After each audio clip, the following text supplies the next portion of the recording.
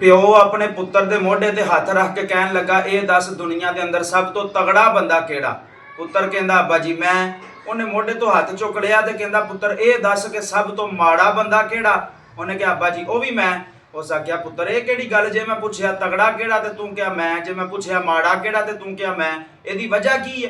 पुत बोलिया ते उस आख्या, अब्बा जी जदों तुसां पहली बारी पुछया सी ना ते तुहाडा हथ मेरे मोढे ते सी ते मैं कहा सी कि मैं सब तो तगड़ा बंदा वां। ते जदों दूजी बारी पुछया माड़ा केड़ा ते तुसां अपना हथ मोढे तो ला लिया सी ते फिर सब तो माड़ा बंदा मैं ही सां।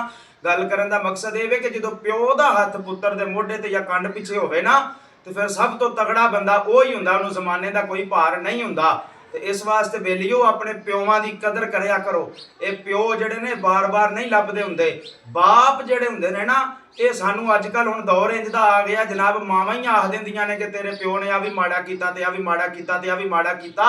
पर प्यो जिहड़ा ना ओहदा वस चले ते अपनी जिंदगी भी औलाद दे नां ला छड्डदा हुंदा जे।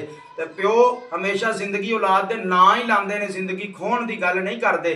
क्योंकि सारी जिंदगी जिस वक्त औलाद हो जाती है, प्यो उस औलाद नूं पालण वास्ते पापड़ वेरदा रहिंदा है। ना धुप वेंदा, ना छां वेंदा, ना बारिश वेंदा, ना आंधी वेंदा ते ना तूफान वेंदा, काम सारे ही वो करदा है। पर गल की है कि महारानियां जे मां नूं भी राणी बना के रखदा है तो प्यो ही रखदा है, क्योंकि खर्चा ओहदा हुंदा है। मगर लेकिन चीज़ ये वे, गल ये भी बिल्कुल हकीकत है कि मावां प्यो की कदर करवाण ते औलाद करदियां ने, वरना औलाद भी प्यो की कदर नहीं करती। क्योंकि हुण ते दौर ही इंज दा आ गया ना, मां ते पुत्र औलाद जिहड़ी सारी एक पार्टी बन जाती है। प्यो नूं आंदे ने तू कौन है ते मैं कौन हाँ। कुरबानी का महीना जाता पिया, इहदे तो सानू सबक हासिल करना चाहिए।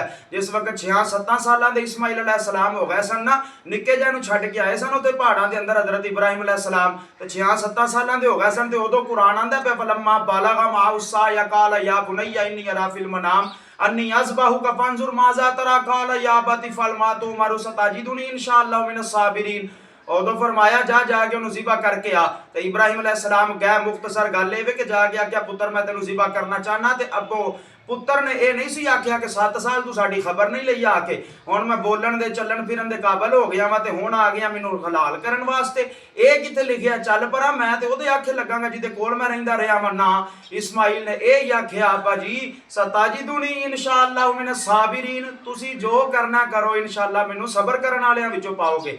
इंशाअल्लाह मैं तुहाडे अगे उफ तक भी नहीं करांगा, जो तुहाडा रब आंदा तुसी वो करो। तो इहदा मतलब ये वे कि मां ने सिखाया सी कि भावें वो साडे नेड़े नहीं हैगा, लेकिन तेरा बाप है वो कुछ करन दिया तो वह भी हिकमत के तहत करदा पिया। इत्थे फिर अल्लामा इकबाल रहमतुल्लाह ताला अलैह आप दी रूह तड़पी ते आपने फरमाया, ये फिजाने नजर था कि मकतब की करामत थी, सिखाए किसने इस्माइल को अदाब फर्जंदी। अगर वीडियो चंगी लगी हो तो लाइक करे जे, मैसेज करके अपने ख्यालात का इजहार जरूर करे जे, तो दूसरे दोस्तों तक पहुँचाया जे शेयर करके। अस्सलामु अलैकुम वरहमतुल्लाहि वबरकातुहू।